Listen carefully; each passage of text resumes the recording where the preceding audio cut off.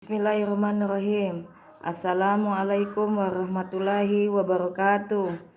Perkenalkan, nama saya Ani Triana, guru SMP Negeri 6 Tobuali, Kabupaten Bangka Selatan.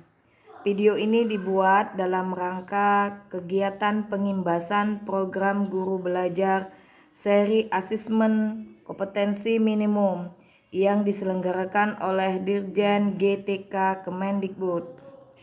Baiklah, kita mulai dari program guru belajar. Untuk apa program guru belajar? Untuk apa ya? Program guru belajar pertama, untuk mengaktualisasi kompetensi yang kita miliki. Kedua, untuk evaluasi diri. Sedangkan yang ketiga, untuk pengembangan diri. Sekarang kita lihat program guru belajar seri AKM. Untuk apa dan untuk siapa program ini dirancang? Untuk guru dan kepala sekolah agar terwujud perbaikan mutu pendidikan. Kita daftar bagaimana? Melalui portal guru belajar. gurubelajar.kemdikbud.go.id.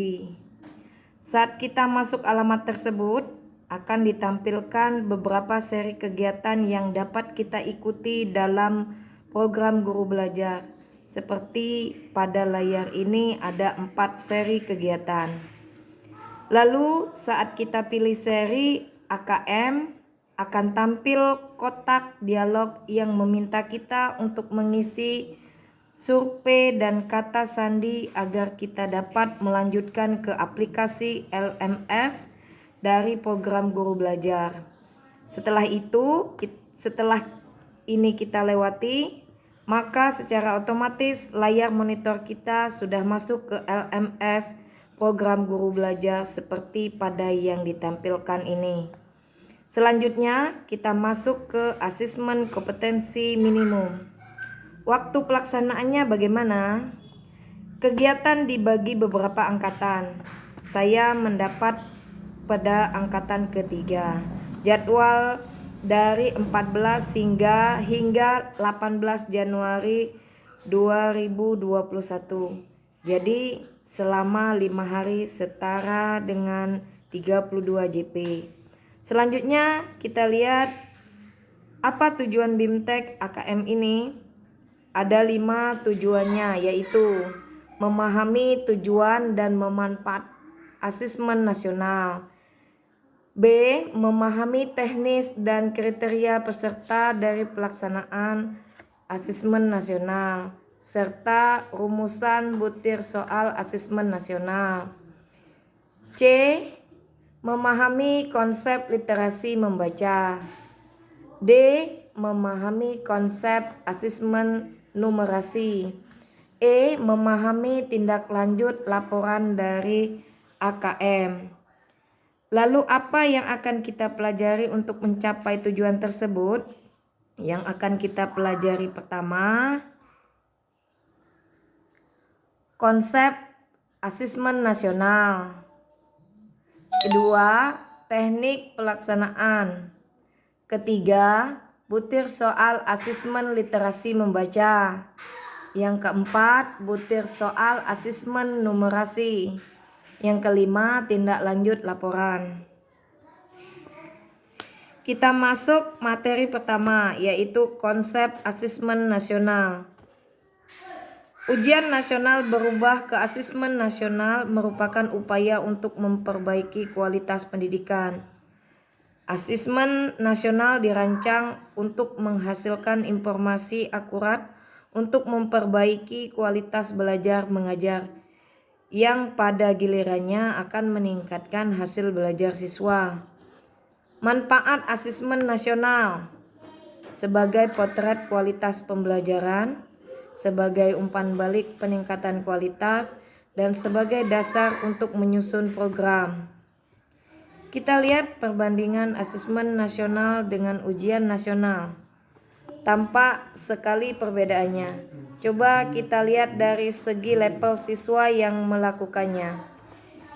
Kiat ujian nasional semua siswa pada tingkat akhir di setiap jenjang, tapi kalau asesmen nasional cukup siswa kelas 5, kelas 8, serta kelas 11 yang melakukannya.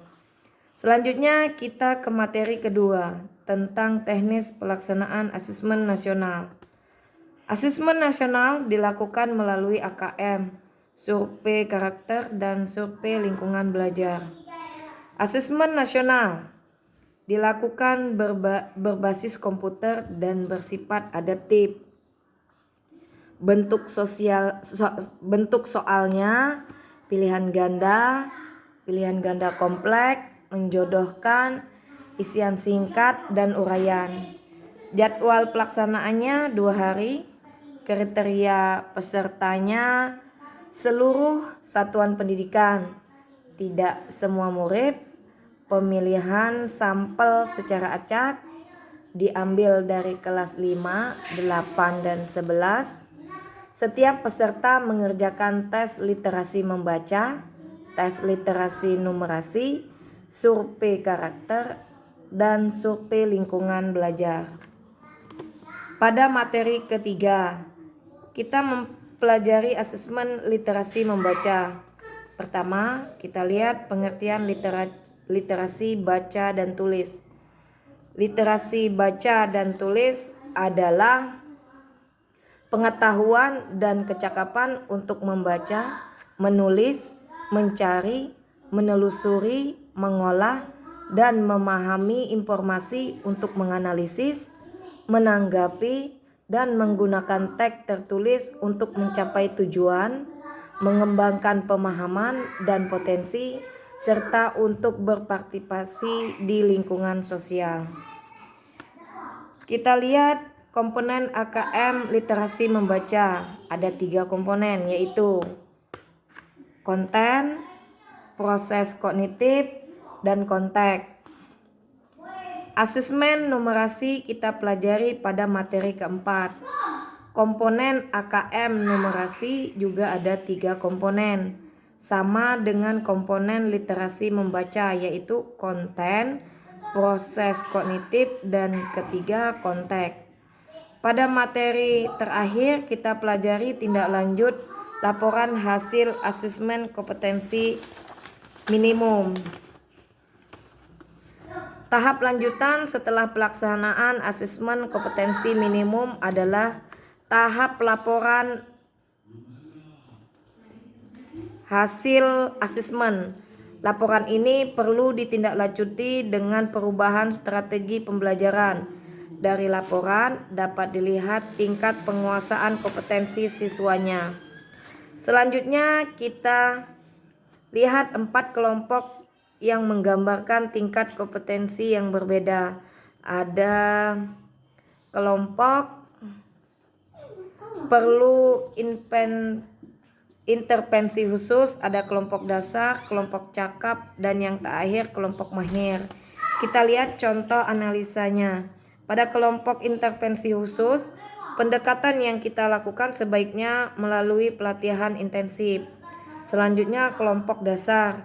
Kita lihat kelompok cakap. Dalam kelompok ini siswa memiliki kebutuhan belajar yang semakin unik, sehingga kita dapat melakukan pendekatan dengan memberikan dukungan kinerja agar dapat mengolah pengetahuan yang sudah diperolehnya. Terakhir, kelompok mahir. Cara belajarnya sudah aktivitas yang berbasis kolaboratif dan sosial. Jadi pendekatan pembelajarannya sudah bersifat kolaboratif. Demikian materi BIMTEK AKM yang bisa saya sampaikan. Moga bermanfaat. Kurang lebihnya saya mohon maaf. Terima kasih. Wassalamualaikum warahmatullahi wabarakatuh.